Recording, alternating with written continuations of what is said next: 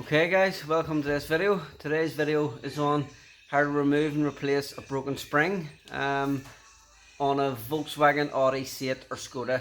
So you can see the spring which is just here and the shock is separate. So this is quite similar to the previous video which we did on the BMW where it had the spring and shock separate. But in the last one we did the shock. This time we're going to do the spring. Okay, and to do the spring, it's pretty simple in these ones, not too bad, where you just remove this lower arm and you can see the 18mm bolt there. I've already got my big long spanner on it already. So before we do that, we need to support it again. Very important anytime you're doing a spring or a shock that you do support them arms. As I said in the previous video, if you don't support them, it will just shoot down on you and the spring could shoot out, which could be very dangerous. Okay, so just bear with me and I will get that supported. Okay, so now you can see I've got the tall axle stand which is here, and that's supporting that arm there for us now. Okay, now although I'm doing this on a Seat Leon Cupra FR, just double check that. Yeah, Seat Leon Cupra FR K1. This is a high performance vehicle, but to be honest, this setup at the rear is quite similar to any Volkswagen Golf, a Jetta, an Audi A3. You know, they all have similar sort of setup at the rear. Okay, so this wee video will do you for a multitude of vehicles. Okay, so I've now got that supported there, and I'm going to remove the 18. First thing to do would be to loosen the nut. Always loosen the nut first before you take anything off.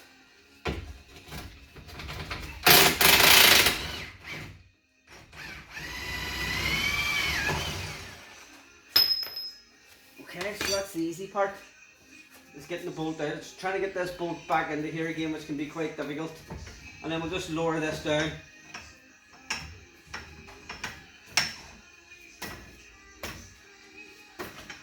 Okay, we can pull that out of the way, and now we can pull the actual arm down.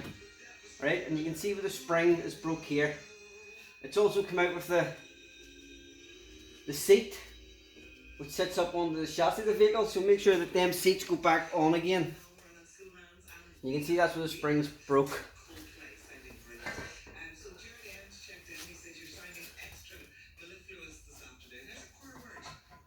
Make sure that you remove the broken bit out with it, or that will rattle. Okay, so, and again, most of these springs that I do give me an indication of where the top is. Okay, that's on a suplex spring. So although we have a seat here at the top, it also has a seat at the bottom. So you need to make sure that that spring is sitting in its seat at the bottom.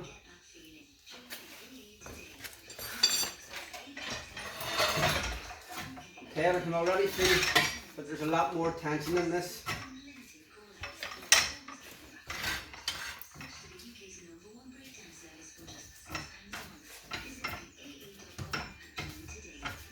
Okay, so just before I go any further, I would just like to let you know that if you were doing a shock on one of these Volkswagens, you do actually need to remove the spring out of the way so you can get at the shock bottom bolt.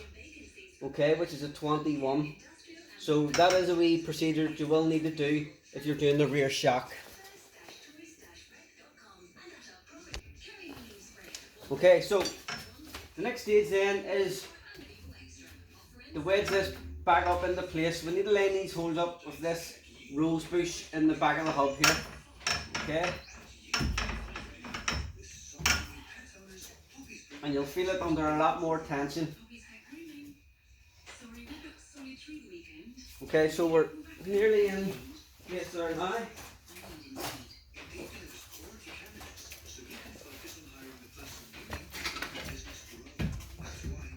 So that needs wedged into place. It's not staying in place for me.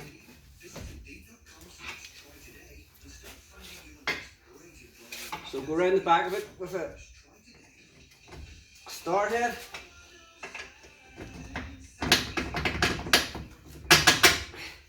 Pick your bolt, start it.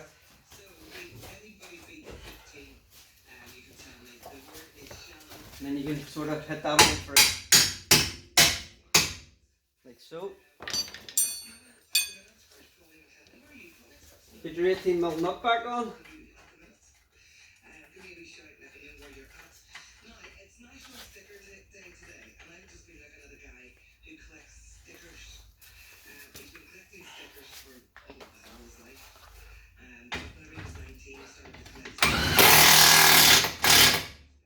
Taking that back up. Double check.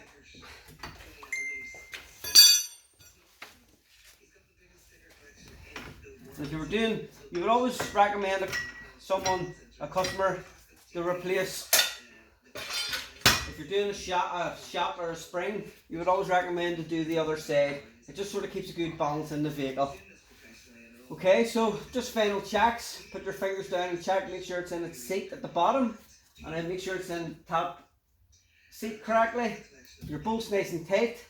Put your wheel back on, and that's how you would do a rear spring on a Volkswagen Audi C8 or Skoda. So hope this video helps you in your automotive journey. Any issues or questions, send them through. And please like, subscribe to this channel. So just showing you, it's a Cupra K1, which is a high performance vehicle. Thank you.